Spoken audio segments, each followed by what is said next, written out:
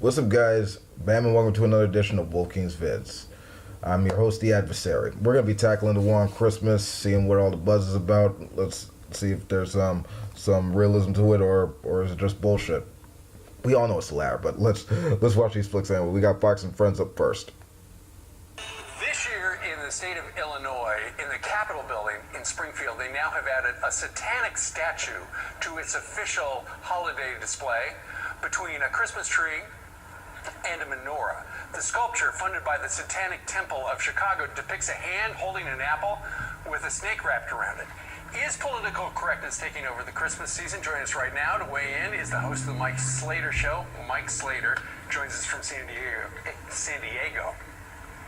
Mike, what do you think about the fact that the Satanic group has put this particular piece of art next to a Christmas tree and a menorah? Yeah, you know, Steve, with this story in particular, I used to get really outraged by this, but right now I feel sad. I feel sad for them. They're so deceived.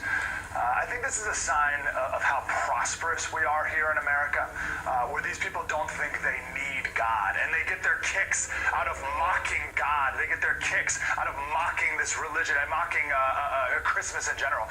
But I'll tell you, it's not going to affect my walk with God. It's not going to affect what happens inside my house. It's not going to affect what I teach my kids and the Bible.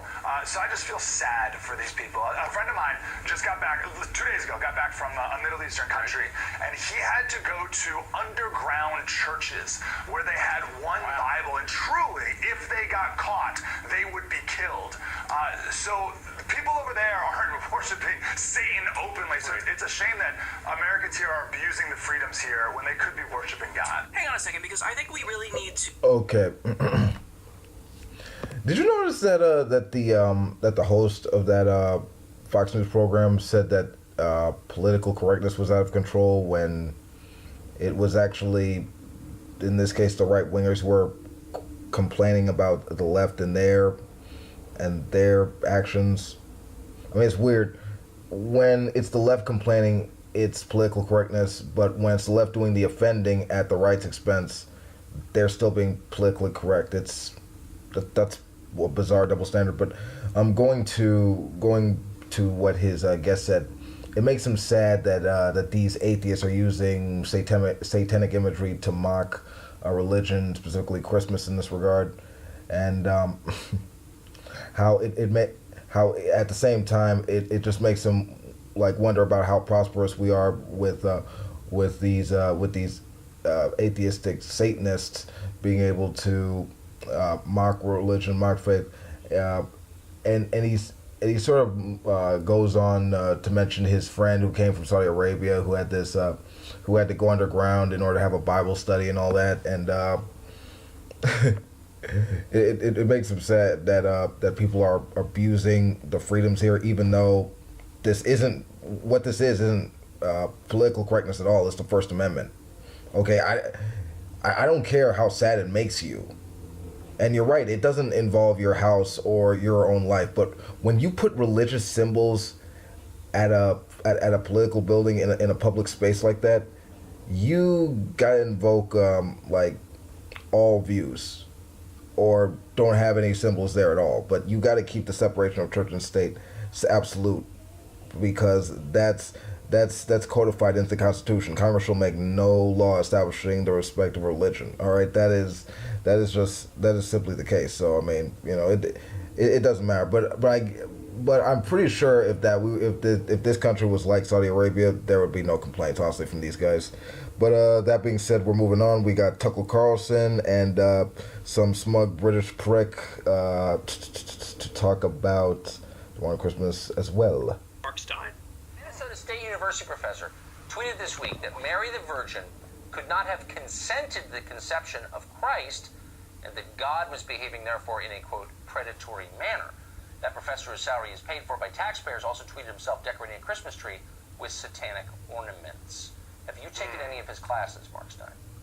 No, and the reason is, this is the thing, that this is because 50 years ago this kind of shallow banality would have been the province of a drunk undergraduate at 3 in the morning. I mean, basically the idea that God has gotten the Virgin Mary back to his pad, and she's saying, I really must go, and he's saying, baby, it's cold outside, and put some records on while I pour. I miss the days when atheists were at least intelligent enough to take seriously what they were purporting to knock down. The stupidity and banality and shallowness and reductiveness of this is a dismal comment on the state of atheism in America. And it's not even brave. They'd never criticize Jeff Bezos, the richest man in the world, or Apple, Tim Cook, or Google. They suck up to people in power and then beat up evangelicals and call themselves, countercultural. And they don't seem to make the same kind of Ramadan jokes as they did Christmas jokes. No, it's odd that, isn't it? I wonder why that is, Tucker. Huh. So you mean this community college professor, whatever this guy is not attacking Muhammad? No. This is cardboard. This is cardboard courage. By the way, from teachers, even if you're an atheist, the greatest glories of Western, to go back to what Heather was saying, the greatest glories of Western music, art, architecture, painting were in the cause of Christianity. You're cutting out Botticelli and all the rest of it. Well, the university wouldn't exist without it. So, right. No. From Botticelli to Frosty. That's a very short leap. So good. Rudolph and Leonardo, all gone. All gotta go. It's the Cultural Revolution.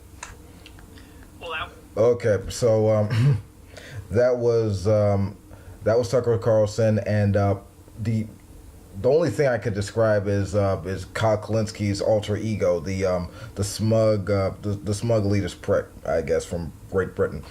But anyway. So, the professor that made the comment about God acting inappropriately with a young Hebrew girl. Okay, I hate to tell you, but like it is kind of true. I mean, first off, no spirit can get a young girl pregnant. I mean, back in those days, if there was like some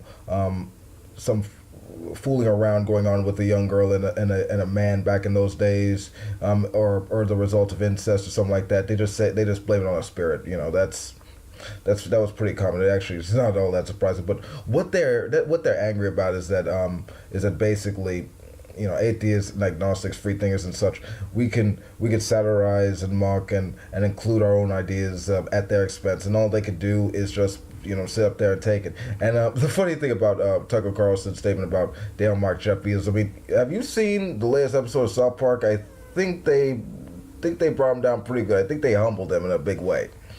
All right, but the idea about what he said about they don't make the same like Ramadan jokes and stuff like that. Actually, there have been a number of atheists who've actually mocked and criticized Islam. I mean, cited atheists. There's Blasphemy Day, Dra Muhammad Day. There have been a number of atheists who've tried to be somewhat culturally sensitive towards Islam because of the Islamophobia. I'm not gonna lie. I have actually tried to argue against the idea that Muslims can assimilate in Western society. I think that's bullshit. Frankly, I mean, obviously radical Islam is a problem, but the idea that they can't exist in Western society without them losing their shit, I mean, it's just ridiculous. I mean, there's a study that actually shows that American Muslims are actually more tolerant of gay people than American Christians. I've actually had to tell this to some radical Islamophobe not too long ago, but yeah, it's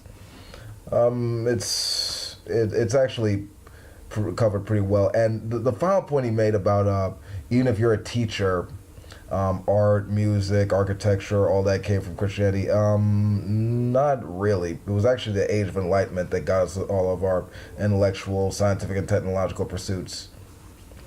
Now, you could probably argue about the number of religious scientists, which, yeah, there are scientists out there who can do good work and also follow religion, but a lot of that stuff came from separating like the scientific, the philosophical, and the intellectual away from the religion, the authority, and the tradition of that old time. And that's sort of what we got in the last 400 years. These technological advancements, these philosophical inquiries, and general like just enlightenment and advancement. to the point that we could actually argue and criticize these views without worrying about being persecuted or shut down or killed. Honestly, could you imagine if like Christians ran the whole show?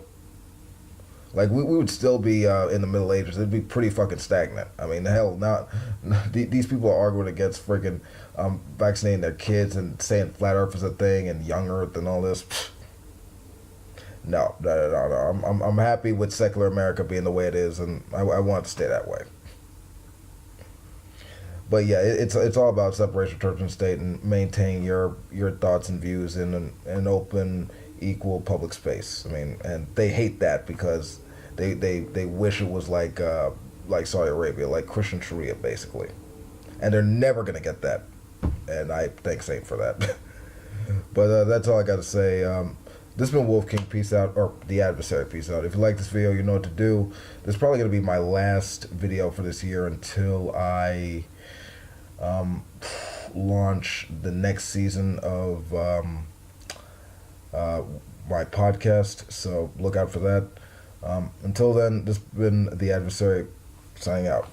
Happy holidays and Happy New Year. Ciao.